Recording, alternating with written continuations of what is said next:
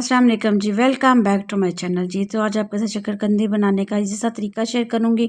बगैर पानी के, बगैर उबाले इजी से वे में हम इसको तैयार करेंगे। और जायके की बात करें तो बिल्कुल हम जो बाहर ठेलों में खाते हैं ना, तो उसका जायका जो है बिल्कुल अलग सा लगता है। सेम इसी तरह के जायके बिल्कुल परफेक्ट तरीके से हम इसको तैयार करेंगे। वीडियो का अंदर जरूर देखे। चलते हैं जी अपनी रेसिपी की तरफ। सबसे पहले जी शकरकंदी बॉईल करने के लिए लिया जी शकरकंदी को मैंने ना अच्छी तरह से इसको धो लें, क्योंकि इसके ऊपर बहुत ज़्यादा मिट्टी होती है, इसलिए अच्छी तरह से खुले पानी के साथ ना इसको सबसे पहले वॉश कर लेना। उसके बाद इसके जो साइडों पे जो किनारे हैं ना, इसको दोनों साइडों से ना सारी शकरकंदी को रिमूव कर लें। क्वांटिटी अपने हिसाब से रख लें, जितना भी जिस हिसाब से आपने इसको बॉयल करना है ना, उस हिसाब से आप इसको वॉश करके अच्छी तरह से इसके साइडों से किनारों की ना कटिंग कर लेंगे।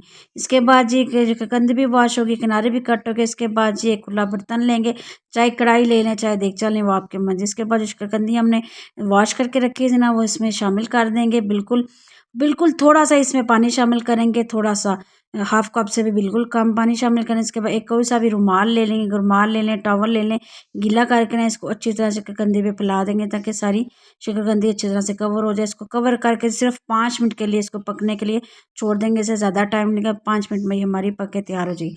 5 मिनट के बाद जो हम इसको चेक करेंगे, ये जी हमारी ज़बरदस्त सी जो है शकरकंदी रेडी हो गई। छुरी की मदद से हम इसको ना थोड़ा सा चेक कर लेंगे। अगर बिल्कुल देखिए छुरी अंदर जा रही है ना, बिल्कुल साफ सी आप साइज का मतलब जी हमारी जी शकरकंदी रेडी हो गई। देखेंगे अब इसको थोड़ा सा ठंडा कर लेंगे। इतनी गर्म है तो इसका छिलका भी नहीं उतरा, थोड़ा सा नॉर्मल टेम्परेचर पे आए ना, ये देखें कितने आराम से इसका छिलका उतरा। देखें बिल्कुल भी ये ना इसका रेशा निकल रहा है, ना इसकी साइडों से ये खराब हो रही है।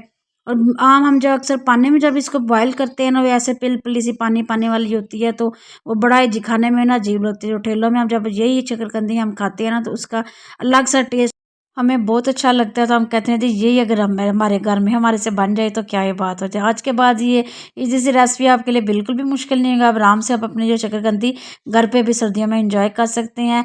इस स्टेज पे आपको वीडियो ज़रा सी भी अच्छी लग रही है ना, वीडियो को लाइक और चैनल को सब्सक्राइब कर दिए। यहाँ पे जी इसका मज़ा दोबाला करने के लिए मैंने थोड़ा सा चाट मसाला शामिल किया, और मेरे पास थी खट्टी मीठी सी इमली की चटनी।